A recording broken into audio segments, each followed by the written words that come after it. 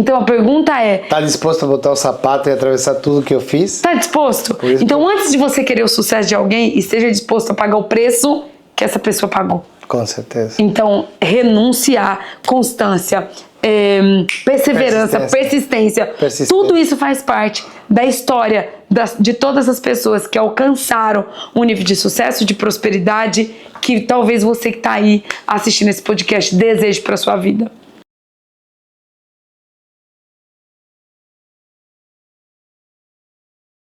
Existem travessias que ninguém vê, existem pessoas que atravessam oceanos, existem travessias emocionais, espirituais, de depressão, de solidão, de abandono. E nós, no nosso Faraway Austrália Sem Fronteiras, acreditamos que migração não é simplesmente uma travessia geográfica. Ela é uma travessia que acontece dentro de cada um de nós. E hoje estou com uma pessoa que viveu tudo isso. Ela transformou dor em liderança. Ela transformou silêncio em voz. Ela transformou dificuldade em propósito. E nós vamos falar, talvez, não somente de sucesso.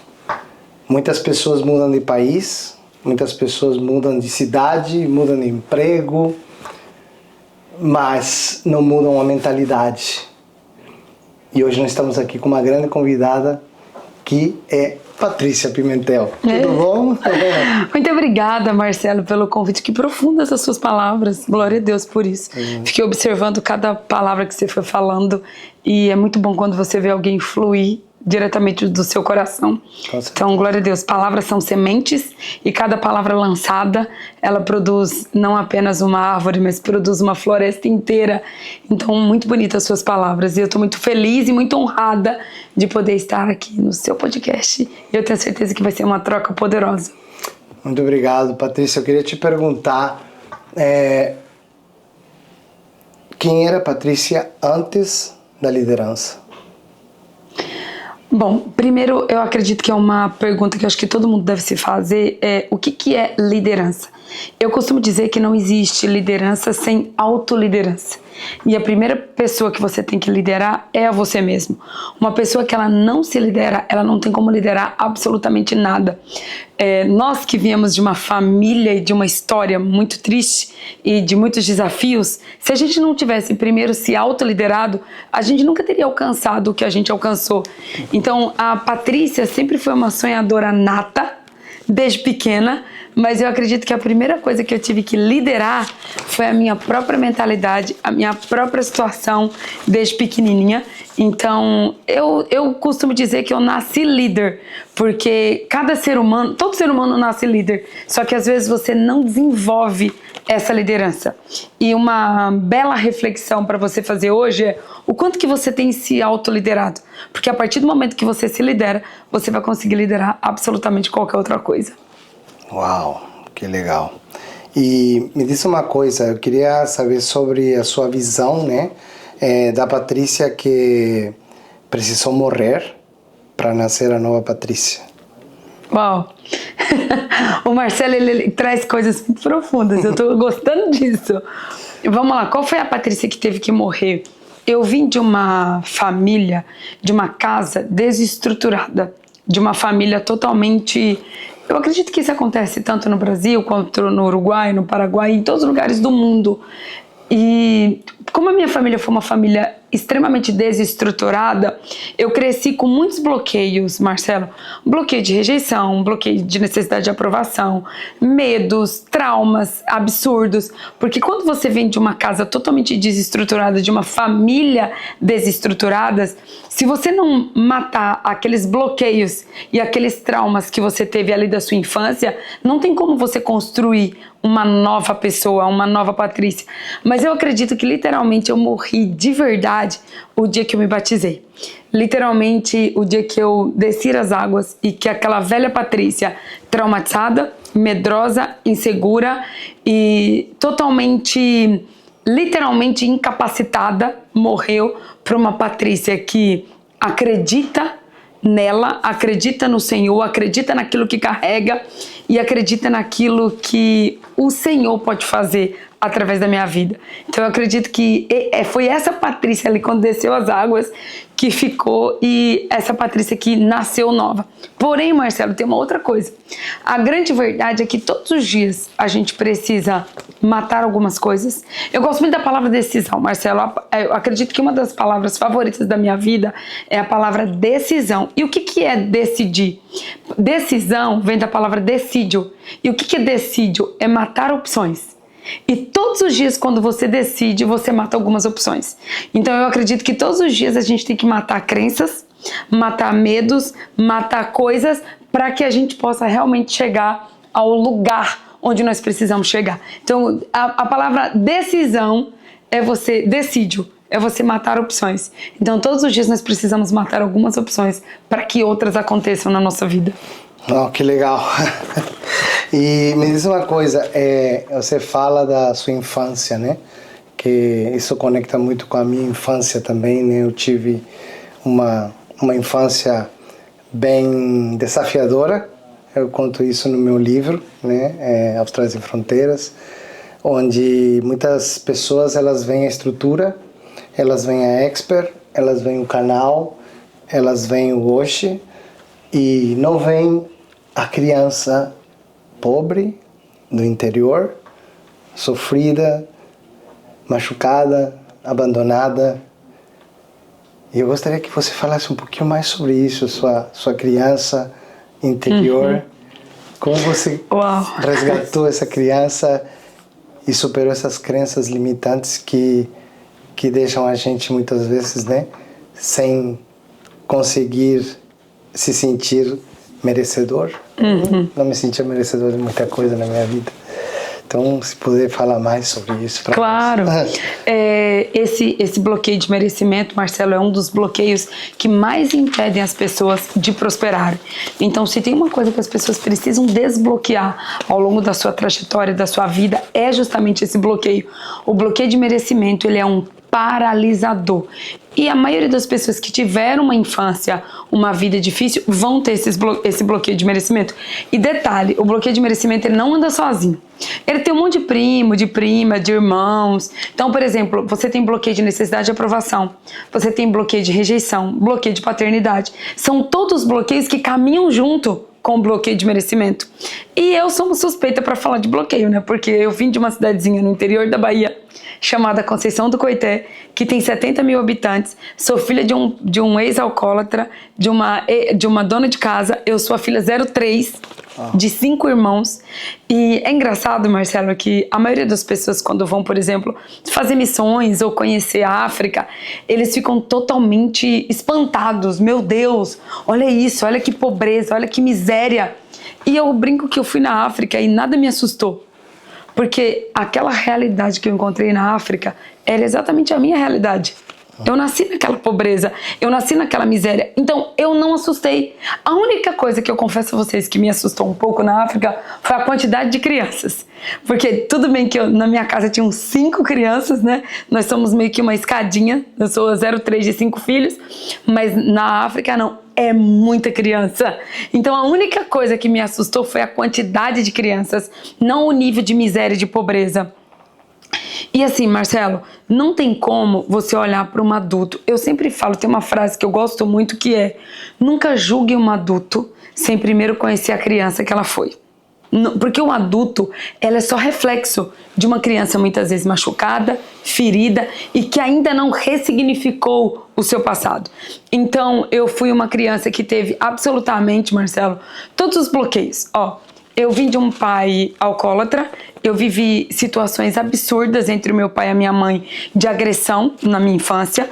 Aí eu passei fome, eu fui uma criança que foi abusada na infância, eu fui uma criança que foi abandonada. Então, tipo assim, às vezes eu me pergunto, me diz uma coisa que eu não passei na infância. Eu não encontro. Porque tudo aquilo que alguém pode passar na infância, desde abandono, fome, frio, dormir debaixo, na rua, relento, tudo que abuso, tudo que uma criança pode ter passado na sua infância, eu passei. Só que eu aprendi, Marcelo, ao longo da minha trajetória, que tem uma frase que eu gosto muito. Os verdadeiros soldados, eles não são treinados nas Ilhas Maldivas, nem na Austrália. Eles não são treinados na Torre Eiffel, em Paris. Os verdadeiros soldados, eles são treinados na lama, na fome, na dificuldade, na tempestade. Eles são treinados eu gosto de usar até uma outra palavra, não é nem só treinamento, é forja. Você é forjado na dificuldade.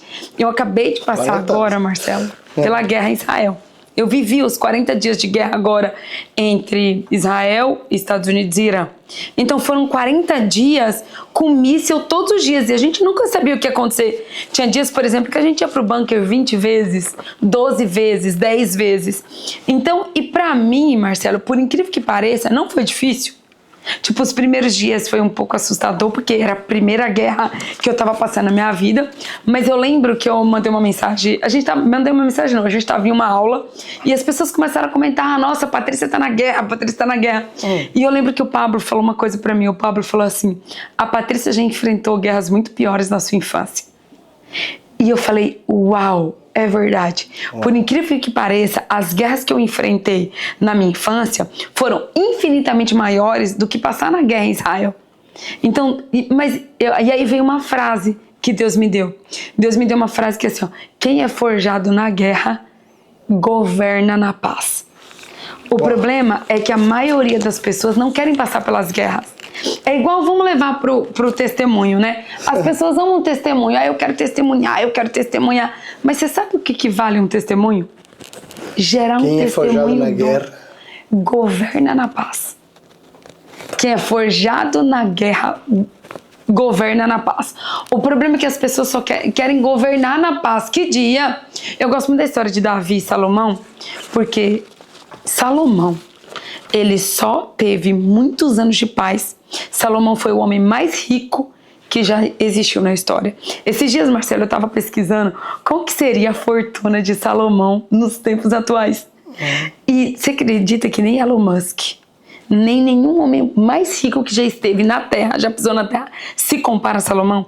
A fortuna de Elon Musk hoje varia entre 1 trilhão, e se eu não estiver enganado, 1 trilhão é 1 bilhão. A fortuna de Salomão é avaliada em 5 trilhões de dólares. Nossa. 5 trilhões. Então, nenhum ser humano hoje, na Terra, chegou nem perto da fortuna de Salomão. Só que aí você vai estudar a história de Salomão. Salomão é o rei que mais teve guerra, que mais teve paz no seu reinado.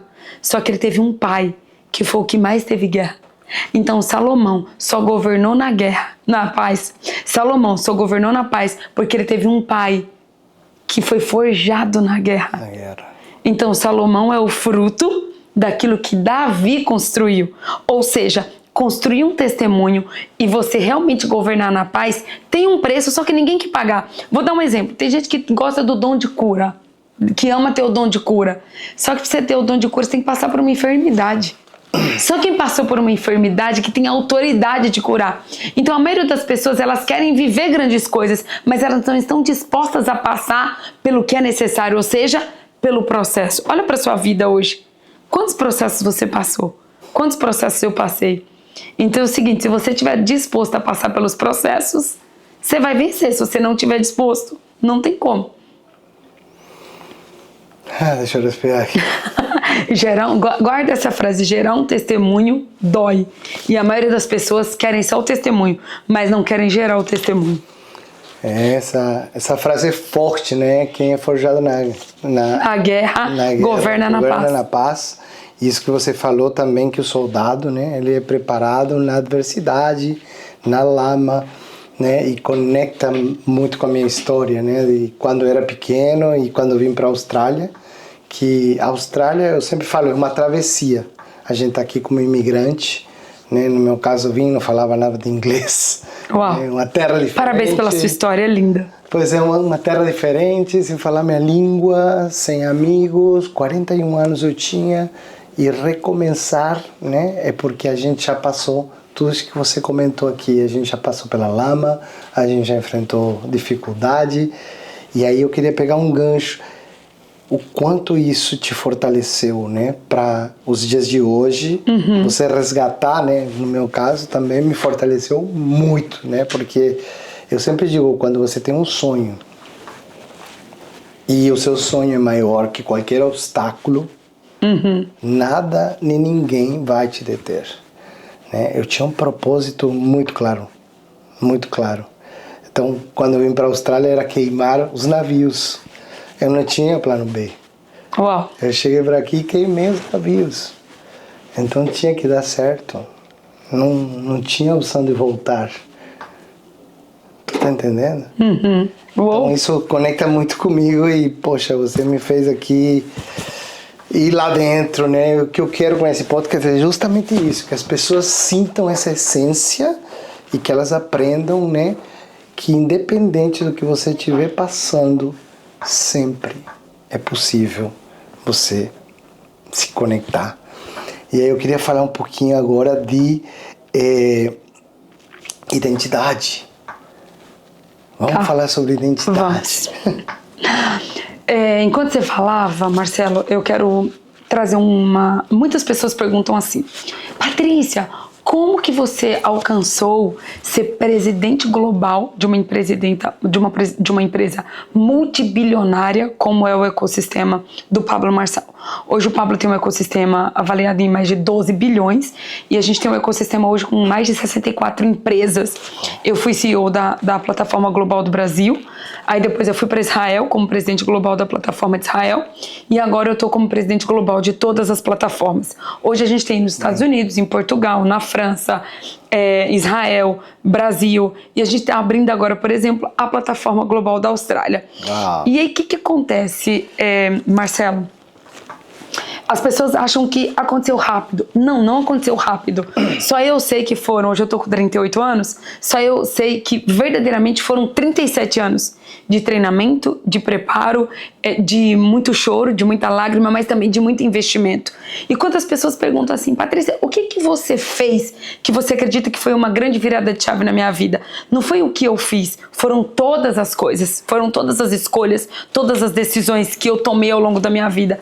Mas aqui, Marcelo, eu quero aproveitar que eu tô numa empresa que chama Expert Education, e esses dias eu tava me lembrando quem era a Patrícia desde pequena. Marcelo, eu sempre fui apaixonada por autoconhecimento. Eu sempre fui apaixonada por crescimento. Eu amo e honro cada professor que passou na minha vida. Eu estava gravando um outro podcast esses dias e eu lembro que quando eu estudava, eu dava faxina na casa da diretora da escola onde eu estudava. E no Brasil, na época, eu era muito pequenininha, eu dava faxina por R$2. Naquela casa. Eu lembro que eu pegava uma vassoura, quem aí sabe, na Bahia tem muita vassoura de palha. Sim. Não sei se aqui na Austrália tem ou se no Uruguai tem, porque agora a gente tem que falar uma linguagem das nações, né? O que tem em Portugal, o que tem nos Estados Unidos, o que tem na Austrália. E eu lembro que quando eu era pequena, eu era muito pequenininha, Marcelo, e eu pegava, às vezes eu ia, lá na Bahia chama vasculhar, é você pegar aquela vassoura de palha e tinha umas vassouras que tinham um cabo muito grande e o pé direito das casas era muito alto. Eu lembro, Marcelo, que eu caía com a vassoura vasculhando as casas. Às vezes eu me desestruturava, eu pequenininha, eu com aquelas vassouras gigantes, eu vasculhando as casas. Eu lembro que eu tinha que ter muito cuidado com, por exemplo, o inox da geladeira para não ralar. E eu lembro de quantos banheiros eu já lavei na minha vida, quantas casas eu já faxinei na minha vida. Eu dava faxina por R$2. Você que já morou 27 anos no Brasil, você sabe quanto vale R$1. Eu dava faxina o dia inteiro numa casa. Caramba. Por R$2. Só que detalhe, quando eu chegava em casa, com esses R$2 que eu ganhava, o meu pai pegava esses R$2 e bebia de cachaça. Uau. Então eu trabalhava o dia inteiro para poder chegar em casa e o meu pai pegar o dinheiro e beber de cachaça. Você imagina quantos traumas eu tive ao longo da minha infância. Eu lembro que nas férias, Marcelo, nas férias eu nunca tive férias. Eu nunca tive, por exemplo, uma avó para ir para casa da avó nas férias. Ou uma casa de praia para ir para casa da... Não. Sabe o que eu fazia nas minhas férias? Eu faxinava. Eu lembro que eu trabalhava, tinha uma casa que chamava Dona Carmó.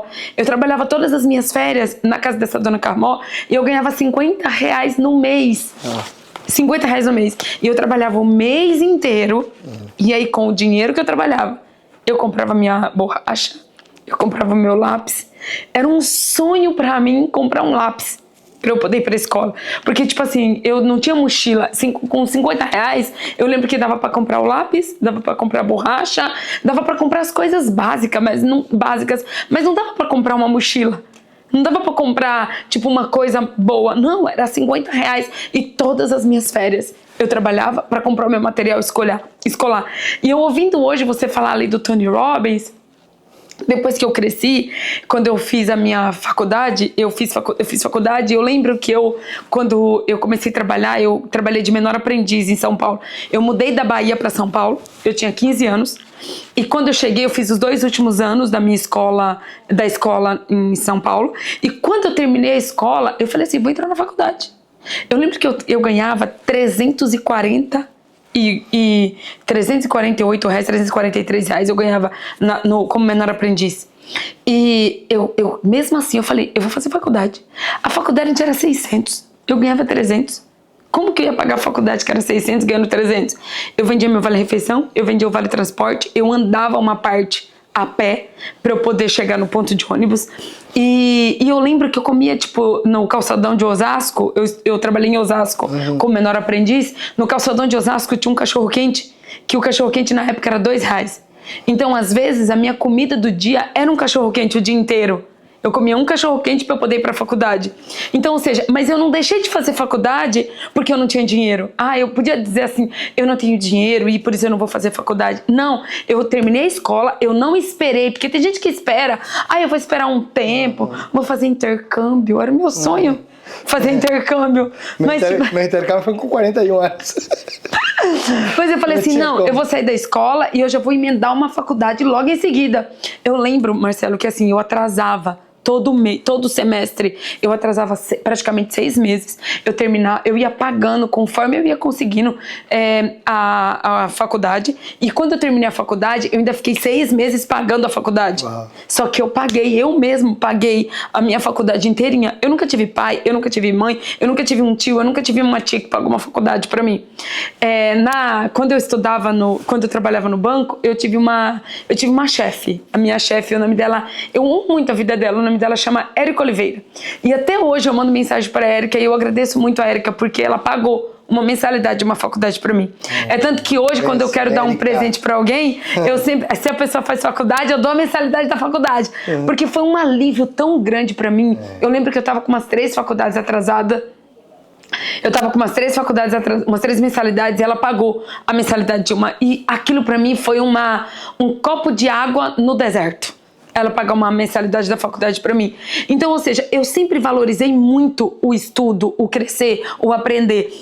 Quando eu terminei a minha faculdade e eu fiz todos os cursos que tinha no Brasil de coach, de mentalidade, eu fui para os Estados Unidos. Eu fiz toda a formação, eu fiz 8 anos de formação com o Tony Robbins. Eu fiz parte da equipe do Tony Robbins no Brasil. Eu fui staff do Tony. Então, eu fiz o Business Mastery, o DWD, o Encontro com Deus, o Encontro com o Destino, fiz o Desperte Seu Gigante interior. Então eu acompanhei o Tony em Londres, nos Estados Unidos, em Nova York, em Miami. Eu fui em alguns eventos do Tony pelo mundo. Então, ou seja, eu sou fruto daquilo que eu investi em mim. Então, às vezes as pessoas, elas querem prosperar na vida, elas querem alcançar algo a mais, mas aí eu te pergunto, o quanto que você tem investido em você? O quanto que você está investindo em crescer, em evoluir, em ir para um próximo nível? E aí, Marcelo, eu já quero fazer um gancho. Você nunca vai desenvolver a sua identidade se você não investir em você. Às vezes as pessoas investem num celular, investem numa roupa, investem num carro, investem num relógio. Eu vi o Marcelo ali com um Rolex. Você investe em tantas coisas, mas eu quero perguntar, o quanto que você investe em você? Claro. O quanto que você investe na sua identidade? O quanto que você investe na sua mentalidade? Porque a gente tem que romper na mentalidade. Ô Marcelo, se eu não tivesse investido em mim, eu nunca teria conseguido romper aquela mentalidade de escassez, aquela mentalidade de bloqueio de merecimento, de bloqueio de rejeição, de bloqueio de necessidade de aprovação. Então, e até hoje, eu descubro um bloqueio todos os dias. Eu estava conversando com a Renata, que é sócia do Pablo, que está aqui comigo também na Austrália, e eu falei para ela, Renata, eu acabei de descobrir mais um bloqueio. Tipo, pensa, a gente que teve uma infância e veio de uma família deformada, Total. nós viemos de uma casa deformada. Sim. Se a gente não desbloquear todos os dias, você nunca vai alcançar um nível maior. Então, eu quero fazer essa pergunta para você que tá aí hoje. O quanto você está investindo em você?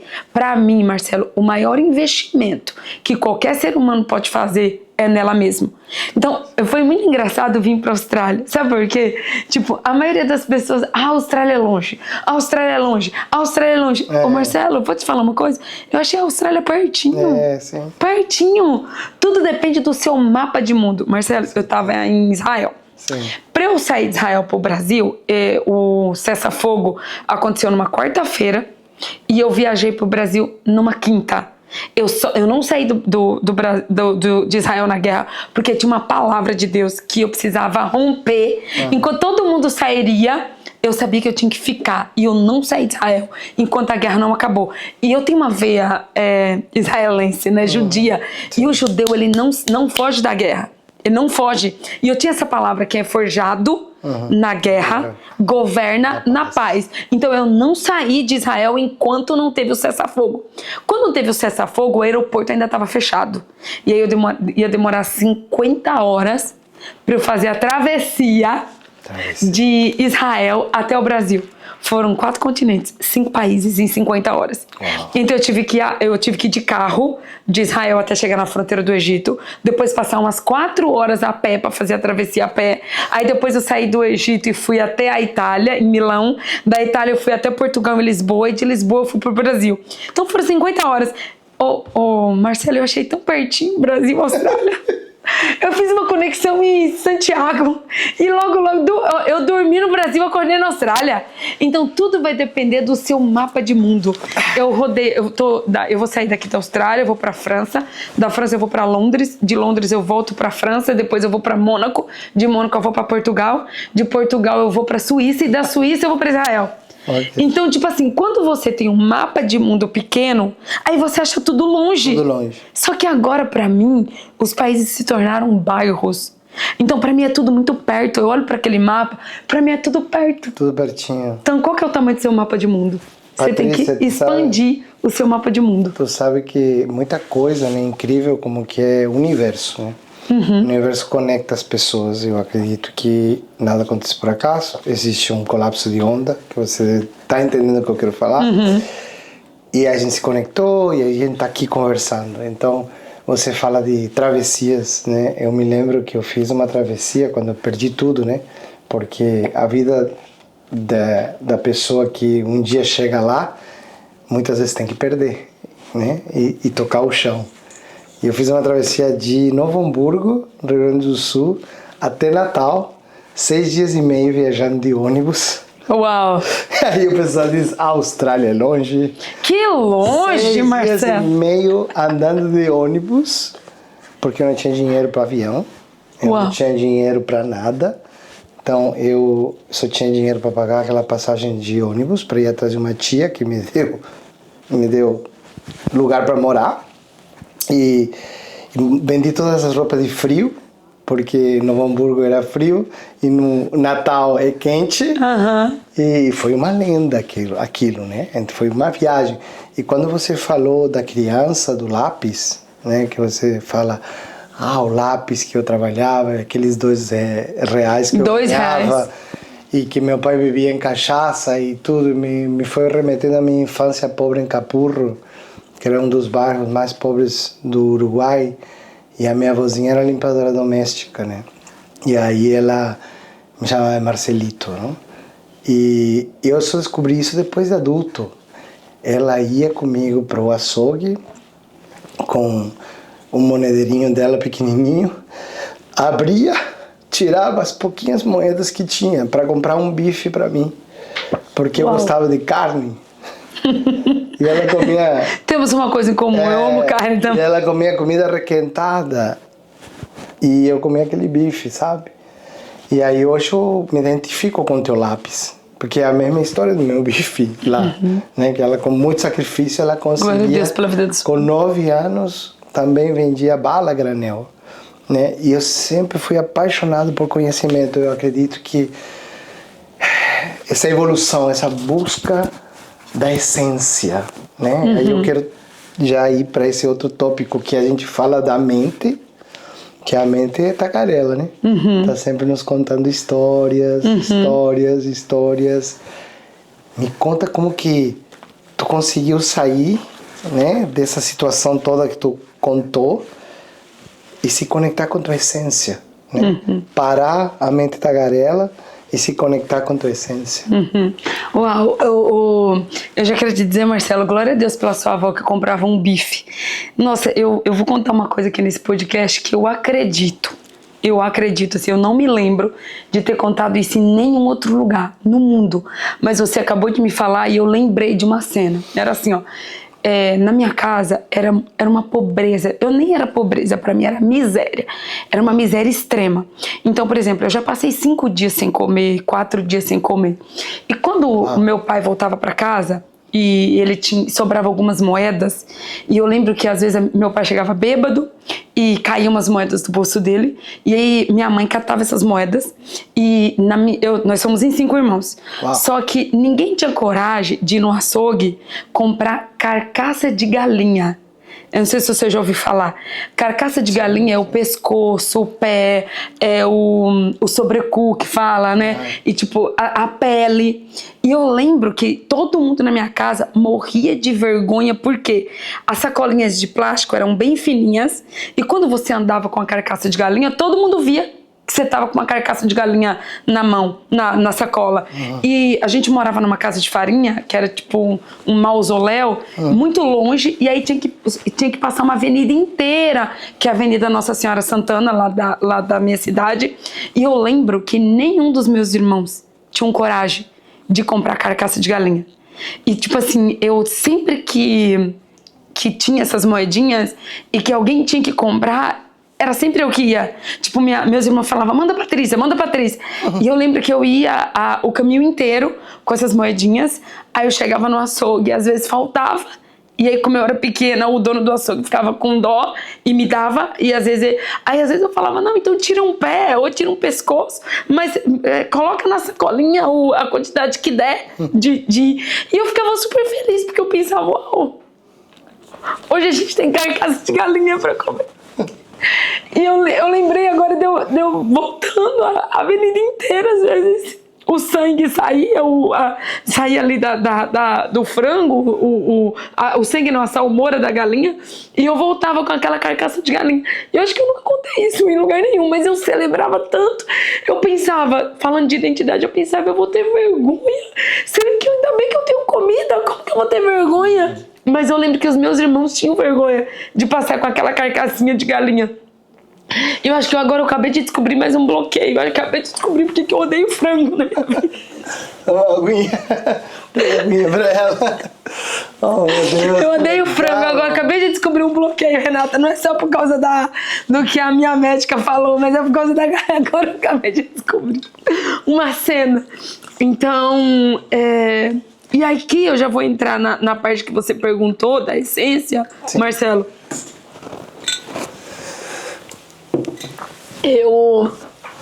Eu sempre... eu quero, pode trazer. Não, obrigada. 2 chorões. Depois a gente corta. Já deixa aqui já.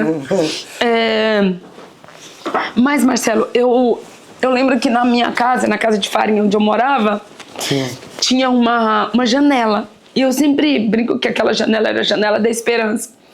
E por mais que eu tava naquela situação de pobreza, de miséria extrema, eu olhava para a janela sempre, eu olhava para o céu.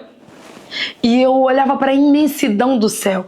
Então eu sou muito grata ao Senhor, porque Ele cuidou de mim em cada detalhe da minha vida.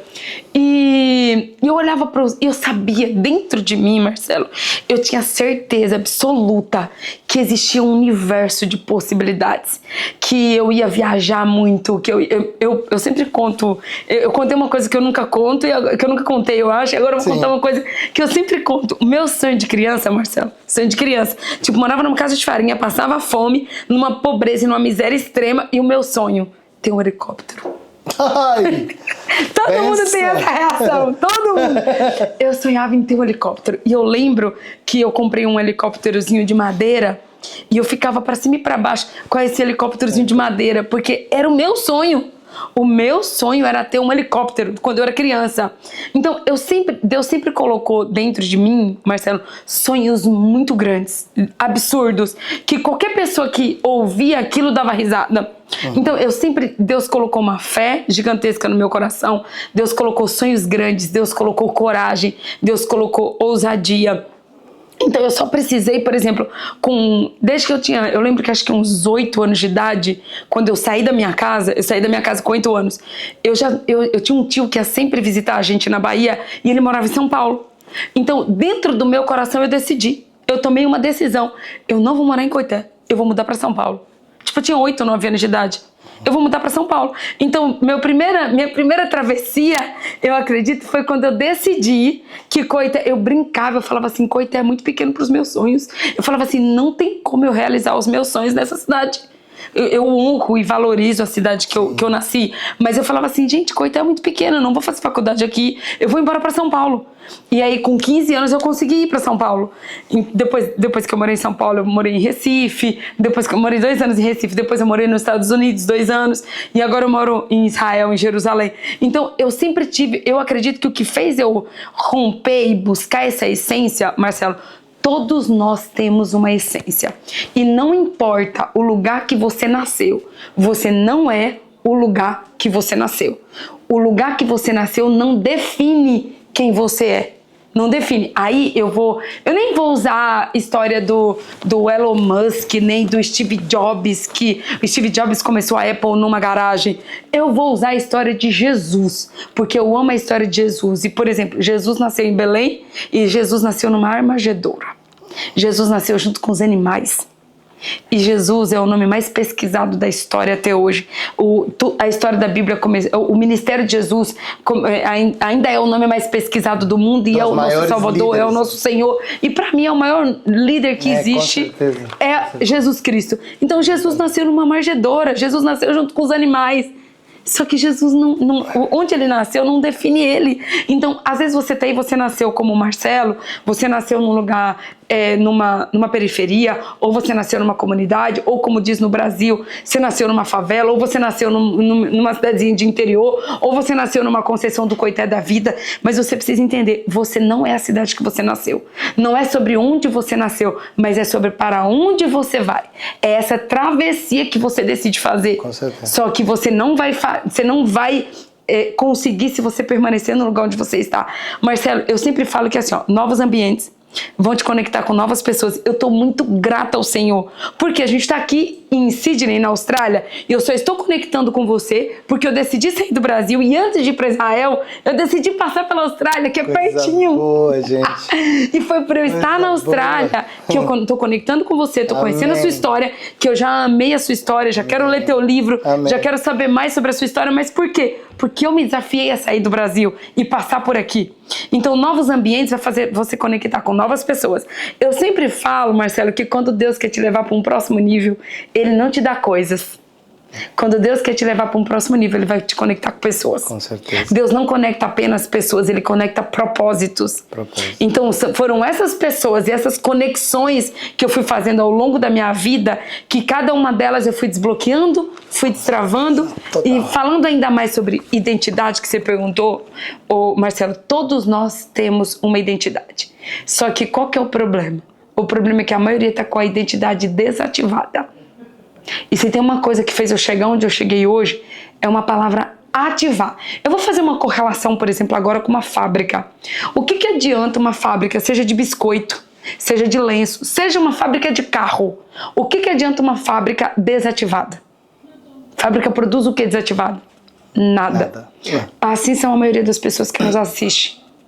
Pessoas que são não fábricas apenas, mas pessoas que são usinas hidrelétricas, que são verdadeiros furacões, verdadeiros foguetes, mas que estão desativados. E o que você precisa como ser humano? Ativar sua identidade clarificar o seu propósito, ressignificar o seu passado. E você precisa instalar os drivers certos, que é a forma de você pensar, que é exatamente a metodologia que a gente vai levar para o método IP. Não sei quando o pessoal assistir isso aqui, se o método IP já vai ter passado ou não, mas eu quero dizer uma coisa, você precisa aprender essas 4 coisas. Ativar sua identidade, clarificar seu propósito, ressignificar o seu passado e instalar os drivers certos. Se você não ressignificar o passado, eu brinco assim, ó, Marcelo, que passado ressignificado é propósito liberado. Se você não ressignificar o passado, não tem como liberar o futuro, Sim. Não tem como liberar o propósito. Muito bom, muito bom. Eu queria conectar de novo contigo nessa questão que tu fala do meu livro, né? E tu não leu o meu livro, mas lá no livro é incrível como as coisas se conectam, né? Você falou agora da janela que você leva para o céu.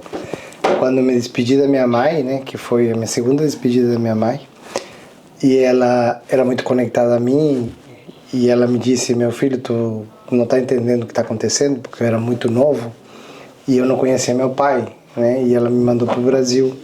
E ela fala: quando tu sentir saudade de mim, olha para o céu, olha para a estrela mais linda, Uau. Que na distância a gente vai estar conectado nessa sintonia, né, isso me fez e me remeteu a isso que você fala, né? De olhar para o céu e conectar com aquela estrela, e sempre tive essa conexão, né? Com minha mãe. Na primeira despedida foi muito ruim, porque eu tinha 7 anos e ela foi embora para o Brasil e não se despediu de mim, não teve coragem de se despedir de mim, né? Então, como as histórias, elas são conectadas, né? Nesse sentido de universo fazer com que a gente tivesse esse encontro, que para mim também é muito gratificante, eu sou muito grato. Eu sempre adorei educação, estudar, ler, investir. Isso que você falou de investir em você é tão importante você investir. Eu fiz faculdade só com 33 anos, eu consegui só entrar numa faculdade com 33 anos, porque eu trabalhava para me sustentar ou eu sei muito bem o que é isso. E eu sei o que é ter boleto atrasado, eu sei o que é isso, entendeu? Tudo que você falou, eu sei muito bem. Mas vamos lá, você tocou no método IP, né? I de identidade, P de propósito. Isso. Né? Vai ter o primeiro método IP aqui na Austrália, estarei lá, viu? Com ela. Vai ser benção. Conta um pouquinho sobre esse método IP. Eu sei que você fez um monte de vezes. Olha, eu vou aproveitar que você falou das estrelas, Sim. Antes de eu falar do método IP, e olha como é lindo a forma como as histórias se conectam. Anota isso aí, histórias se conectam. Como que você conecta com as pessoas? Com pontos em comum. Toda vez que você tem uma pessoa que você tem pontos em comum, você conecta. Então, quando você conhecer uma pessoa, pega essa dica, esse código. Quando você conhecer uma pessoa, procura os pontos em comum que ela tem com você. Você vai ver que vai ser muito mais rápido de você conectar. Você contando agora aqui da sua mãe que falava para você olhar para as estrelas, e assim, e aí eu já vou linkar com o método IP com a questão da identidade. Eu tive muitos traumas ao longo da minha vida. E um dos maiores traumas que eu tive era assim: o meu pai, toda vez que ele brigava com a minha mãe bêbado, ele colocava minha mãe pra fora de casa. Você acredita que eu fiz uma correlação que eu nunca ia querer casar. E se eu casasse, eu ia querer ter casas diferentes. Que era pro meu marido nunca me colocar pra fora. Pra tu ter uma casa pra ir. Pra eu ter uma casa pra ir. Era tipo assim, se eu brigar, pelo menos eu tenho uma casa pra ir. Da onde que veio esse trauma? Porque todas as vezes que meu pai brigava, que ele chegava em casa bêbado, ele colocava minha mãe pra fora. E eu lembro que na maioria das vezes, eu acredito que 100% das vezes, eu nunca deixava minha mãe sozinha. Eu ia junto com a minha mãe. Dos 5 filhos, eu era a única que ia com a minha mãe. E aí, na maioria das vezes, quando a gente conseguia alguma casa de algum vizinho pra dormir, a gente dormia. Mas quando era muito tarde e que os vizinhos já estavam todos dormindo, a gente tinha que passar a noite na rua, no relento. E eu lembro que tinha uma época, que era a época de plantar mandioca, que a gente ia e se escondia debaixo da roça de mandioca. E eu lembro, Marcelo, que assim, todas as vezes que eu tava debaixo da roça de mandioca, eu deitava no chão com a minha mãe, no chão mesmo, na terra. E aí eu pegava, colocava minhas 2 mãozinhas aqui atrás da cabeça, e eu ficava olhando as estrelas. E quando era a época que o céu tava estrelado e na Bahia é muito quente, eu ficava com a mãozinha aqui. E olha, olha como que eu falava, que eu pensava. Eu falava toda vez assim, ó, eu vou contar as estrelas pra eu dormir rápido. Isso aqui é só a cena de um filme. A minha vida é um filme. E nesse filme, eu só tenho que ser a melhor atriz que existe. Então eu vou fazer a melhor cena da minha vida. Eu imaginava que tinha várias câmeras me filmando. E eu tava numa cena de um filme. E eu só precisava fazer a cena mais linda da noite. E aí eu ficava contando as estrelas, olhando para as estrelas, contando as estrelas e pegava no sono. E então era isso que acontecia todas as vezes que meu pai colocava minha mãe para fora de casa. E isso calma. E aí o que eu quero falar aqui, ô Marcelo, isso causa traumas profundos em uma criança. Imagina, eu era só uma criança. Debaixo de uma rocha de mandioca, passando a noite no relento, no frio, sem cobertor. Acho que por isso que hoje eu nunca tive banheiro na minha infância, nunca. A gente tomou banho no relento e no frio. Acho que por isso que hoje, toda vez que eu tô tomando banho numa água quentinha, nossa, eu agradeço tanto a Deus, Marcelo. Tem gente que não valoriza um banho de um chuveiro quentinho. É porque talvez você nunca teve uma infância que tomou banho frio e no relento. Com certeza. Aí você vai sempre agradecer por uma água quentinha de um chuveiro quentinho. Você sabia, pegando esse gancho, sempre que eu tô na minha zona de conforto, eu provoco meu corpo para não esquecer. Tomo um banho gelado, faço alguma coisa que eu não quero, que o corpo diz assim, sabe? Acorda. Eu vou e faço. Porque é isso mesmo, para você lembrar quando tá no banho quentinho, no travesseiro ali, né, na sua casinha, poxa, como é legal, como eu sou grato. Nossa, obrigada, eu agradeço. Toda vez que eu entro debaixo de um chuveiro quentinho, eu falo, bem-aventurados as pessoas que criaram um chuveiro quentinho. Ok. E, então, como eu vim de uma infância, como eu falei, deformada, de uma família desestruturada, eu vim com muitos traumas. E aí aí eu tive 2 casamentos, divorciei dos 2 casamentos, passei por muita traição, que aí é um assunto só para um outro podcast depois. Sim, então eu vou fazer do 2, né? Vamos marcar da próxima vez que eu vier na Austrália, vamos gravar o podcast 2. E então, eu era uma pessoa extremamente, Marcelo, eu era uma pessoa extremamente bloqueada. E quando eu conheci o Pablo Marçal, em outubro de 2022, eu conheci o Pablo na política, eu entendi o que o Pablo carregava de reino. Eu comecei assistindo palestras pelo YouTube, e depois eu fui numa palestra presencial, e lá na palestra presencial eu entrei numa mentoria chamada SPR, depois eu entrei numa outra mentoria chamada O Pior Ano da Sua Vida, e lá depois do Pior Ano da Sua Vida eu conheci o Método IP. E tipo, eu tava num momento muito difícil da minha vida, eu tava numa depressão profunda.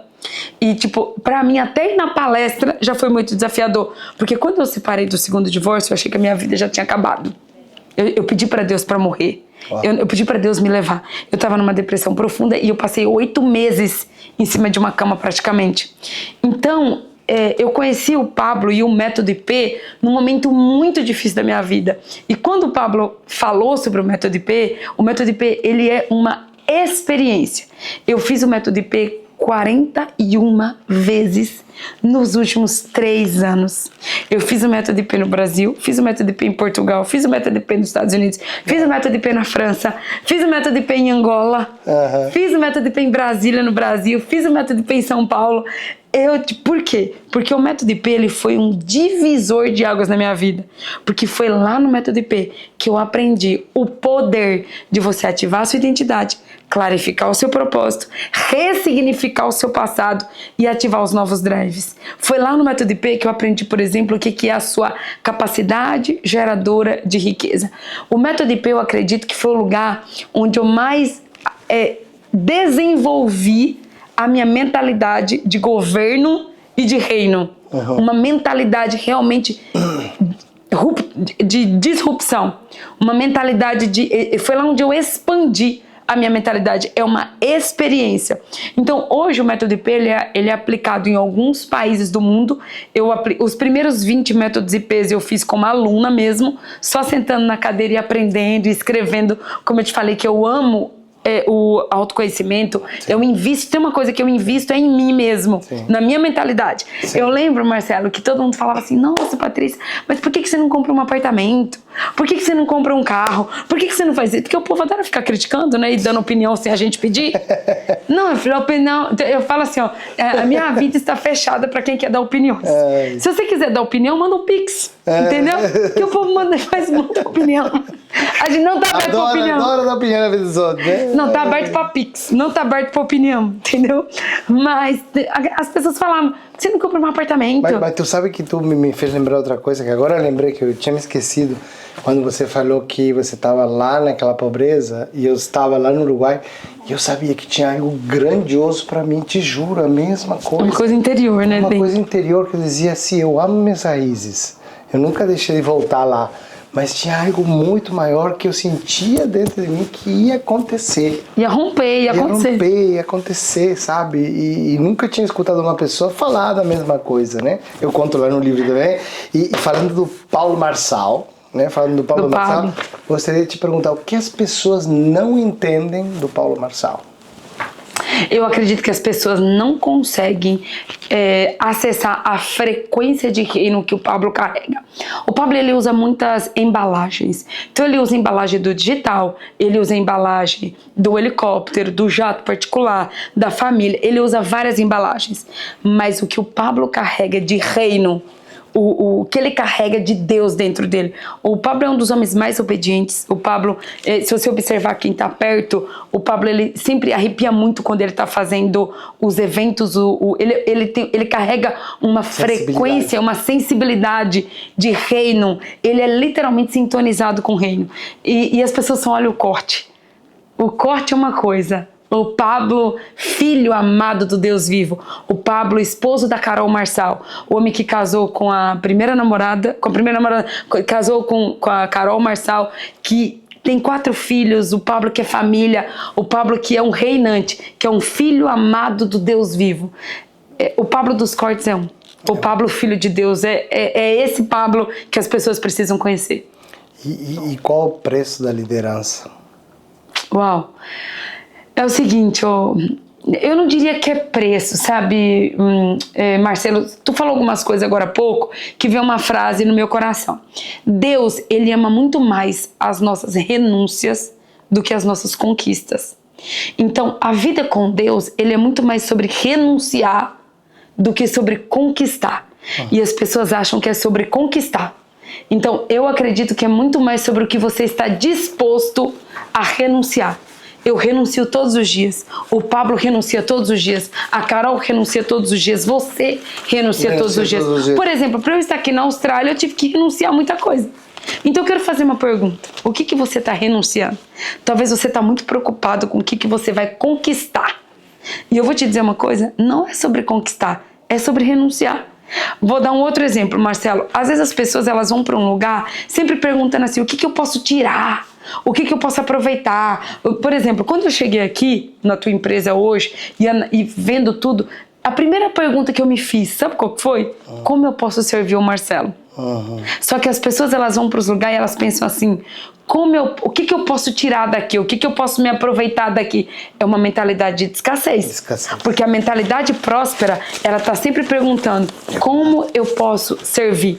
Eu só cresci muito rápido no ecossistema do Pablo, porque em todo o tempo, a minha pergunta interna é, como eu posso servir o ecossistema? Como eu posso servir ao Pablo? Como eu posso servir a Austrália? Como eu posso servir a esse continente? Entendeu? Então isso diferencia uma pessoa que tem uma mentalidade de escassez com uma pessoa que tem uma mentalidade de prosperidade.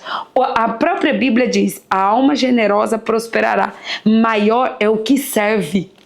Então se você tiver uma mentalidade de como eu posso servir, você vai ser uma pessoa totalmente disruptiva. É muito legal. Tu sabe que falando sobre mentalidade, sobre essa questão que você falou aí, né? A gente fala da Bíblia, né? Você fala muito da Bíblia, e tem uma analogia na Bíblia que é do Éden, né? Do Jardim do Éden, né? E essa analogia mostra, né, a cobrinha tagarela, né? A cobrinha tagarela muitas vezes é a nossa mente que fica ali tagarelando, contando umas histórias que muitas vezes a gente acredita e que Deus, né, falou para Adão e Eva, não coma da árvore do conhecimento. né? Que quando eles comeram da árvore do conhecimento, se deram de conta que eles estavam nus. E eles perderam o quê? A intimidade com Deus. Então, muitas pessoas que você tocou aqui perderam a intimidade com a sua essência. Sim, totalmente. É a vida. A essência é a vida. Elas estão conectadas com o falso eu. E outro ponto que você falou aqui que foi fantástico. Querem resultado, querem ter as coisas a todo custo, com uma identidade fraca. E aí, como sustenta? Como sustenta? Não tem base, não tem sustentação. Ô Marcelo, sabe uma das coisas que as pessoas fazem? Por exemplo, elas, terrível coisa, é uma pessoa que quer sacar algo que não plantou. E gente que quer colher aquilo que não plantou. Que não plantou. E gente que quer sacar aquilo que não depositou. Então eu acredito que um dos princípios da vida é plante, Com certeza. deposite. Exato. Porque quando você planta, você tem o que colher. Mas quando você não planta, você não tem o que colher. Então, o investir em você, você tem que investir em você. E você tem que também investir nas pessoas. E isso vai fazer toda a diferença ao longo da sua vida. Por exemplo, você me perguntou sobre o Pablo. O Pablo é uma das pessoas mais persistentes que eu conheço. Sabe o método IP? O Pablo já fez mais de 200 métodos IPs. 200. Ele passou 2 anos. Todos os finais de semana da vida dele, ele sacrificou, ele renunciou. Ele teve uma conversa com a Carol, que é a esposa dele. Na época, só o Lorenzo, que ele tinha só o Lorenzo, depois nasceu o Benjamin. Os 2 primeiros filhos do Pablo, ele literalmente sacrificou todos os finais de semana. Ele renunciou todos os sábados e domingos, porque ele passou 2 anos, ele passou 2 anos aplicando o método IP. Todos os finais de semana, 2 anos. Aí eu pergunto uma coisa. Isso fala de persistência, isso fala de constância, isso fala de disciplina, isso fala de renúncia, isso fala de entrega. Aí, pessoal, o Pablo hoje, ele tá entre as 10 pessoas mais famosas do Brasil. Tipo, é absurdo. Aí, assim, o povo quer a fama do Pablo, mas não tá disposto a pagar o preço que o Pablo pagou. Com certeza. Então a pergunta é... Tá disposto a botar o sapato e atravessar tudo que eu fiz? Tá disposto? Então antes de você querer o sucesso de alguém, esteja disposto a pagar o preço que essa pessoa pagou. Com certeza. Então, renunciar, constância, perseverança, persistência, tudo isso faz parte da história de todas as pessoas que alcançaram um nível de sucesso, de prosperidade, que talvez você que tá aí assistindo esse podcast deseje para sua vida. Estamos chegando ao fim, lamentavelmente. Vamos ter que marcar o podcast 2, mas assim, só para finalizar. Meu Deus, parece que foi 10 minutos. Oh, já tem mais, uma hora. Os caras estavam aqui me falando que vai acabar. Tá todo mundo levantando plaquinha aqui, ó. Plaquinha, mas plaquinha. Assim, a Patrícia de hoje, o que falaria para a Patrícia de 20 anos, 30 anos atrás? Tem sido um dos meus versículos favoritos. E o que eu diria para você, para Patrícia de 20 anos atrás era Josué 1:9. Seja forte e corajosa, não desanime, não se apavore, porque o Senhor estará com você todos os dias da sua vida, em todos os lugares onde você pisar a planta dos seus pés. Uau. Então, se eu pudesse dar inclusive um conselho para você que está em casa agora, seja forte e corajosa. Seja forte e corajoso. Talvez você esteja desanimado, triste, angustiado com alguma coisa, mas deixa eu te falar uma coisa, a vida são só fases. E essa fase difícil e desafiadora que você está vivendo hoje vai passar. Pode ter certeza que ela vai passar. Só que as fases difíceis, por incrível que pareça, são as melhores, porque é na dificuldade que você é forjado. Eu sempre falo... Marcelo, que a Bíblia tem um versículo que é poderoso, que Jesus diz assim, ó, melhor a casa do luto do que a casa da festa. Às vezes a gente agradece, celebra e louva os momentos bons, mas você não cresce nos momentos bons, você não aprende nos momentos bons. É claro que a gente vai ter momentos muito bons e eles, glória a Deus por todos eles, a gente celebra e a gente desfruta neles. Mas o que vai te fazer como crescer como pessoa não são os momentos bons. Então aprenda a valorizar, a celebrar os momentos ruins, porque é nessa fase ruim que você vai ser forjada, treinada para as fases boas que vierem. Então se eu fosse você, eu sempre perguntei para Deus, Marcelo, como que os discípulos eles celebravam e eles falavam assim, tipo, que o dia da tristeza, o dia da perseguição, e Paulo diz, tendes por motivo de grande alegria o passardes por provações. Eu nunca entendia isso. Paulo, eu falava assim, Deus, Nossa, eu não cheguei nesse nível aí. Para falar de dor.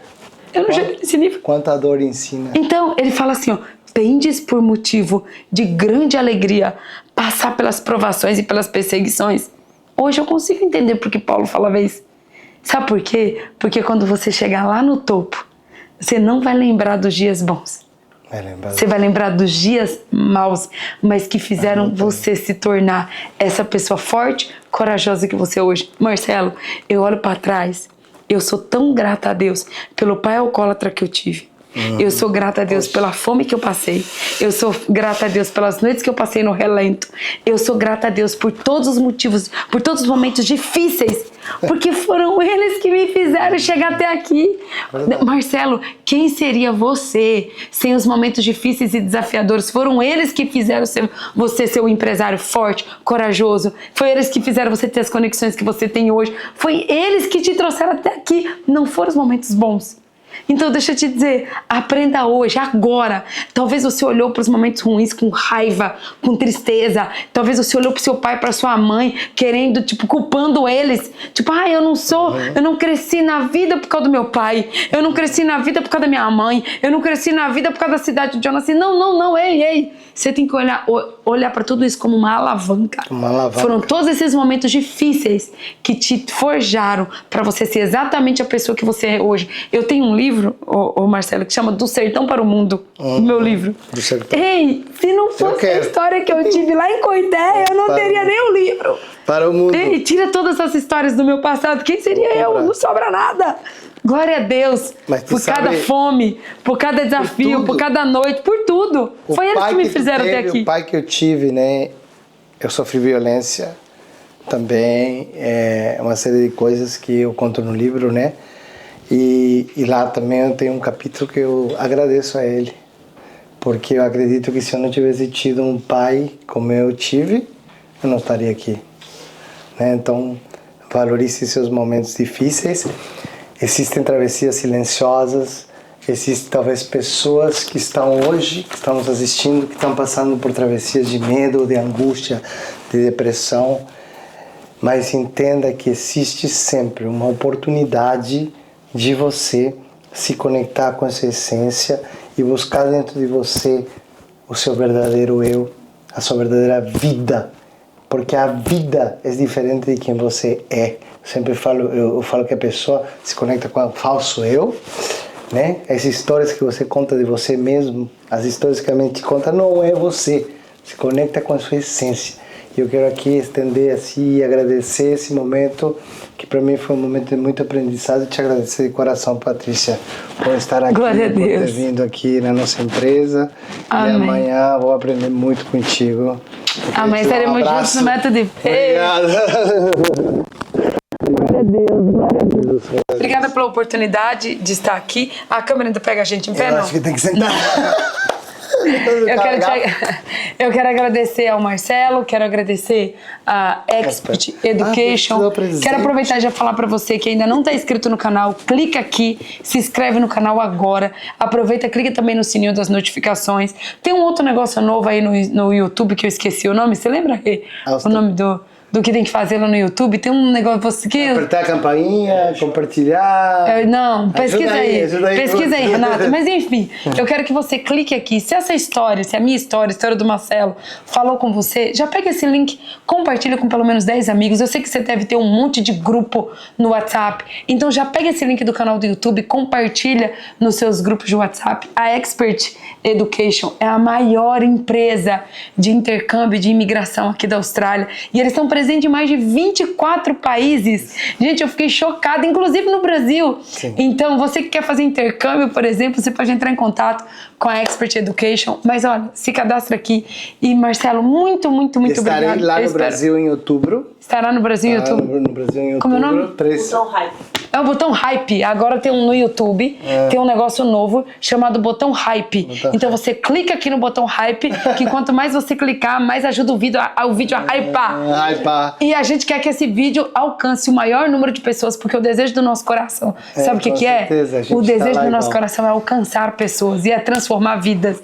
E olha, eu sempre falo para os meus mentorados, para os meus alunos, conecte com novas pessoas. O Marcelo, eu tenho certeza que é um novo tempo, é uma ponte para um propósito maior. Não é só para um podcast, eu tenho certeza absoluta. Então você que tá aí, uma das coisas que eu mais ensino para os meus alunos e para os meus mentorados é, presta atenção, 1% de bateria aí na câmera? Mas estamos lá também. A gente tá ali também. Uma das coisas que eu mais ensino é conecte com novas pessoas. Novas pessoas vão te levar a novos lugares e a novos resultados. E agora tem um presente pra mim. Tem um presente pra você da Expert Education. Espero que você goste. Já estou precisando de um patrocinador. Expert Education, por favor. Inclusive a gente vai estar em outubro lá no Brasil, né? Que eu vou estar com 120 líderes empresários. Uau. Que são conectados, né? A gente vai estar entregando o prêmio da Expert, que é um prêmio... Aqui abre, ó. É isso que eu queria, mano. Abrir pro povo ver. Exatamente. Olha que chique, gente. Que lindo. Essa aqui é uma carteira para você botar seus cartões de crédito. Aqui, ó, a carteirinha da Expert. Aqui botar os cartões de crédito, para tomar chá, para tomar aguinha. Muito bom. E a gente vai estar lá no Brasil e no lançamento junto da plataforma, né? Que é a Austrália Sem Fronteiras, que é um movimento aqui da Austrália que é sem fronteiras. Mas a Austrália é sem fronteiras mesmo. Eu garanto uma coisa pra você. A minha vinda à Austrália não é por acaso. Não é por acaso. E a gente vai mudar, a gente vai mudar a mentalidade das pessoas de que a Austrália é longe. A Austrália não é longe. Longe é a sua mentalidade. Longe estava a sua prosperidade antes de conhecer a gente. Entendeu? Porque agora você vai ver que a Austrália é mais perto do Brasil do que você imagina. Assim como a sua prosperidade está mais perto do que você imagina. Você só tá pessoas de conexões para te levar para o próximo nível.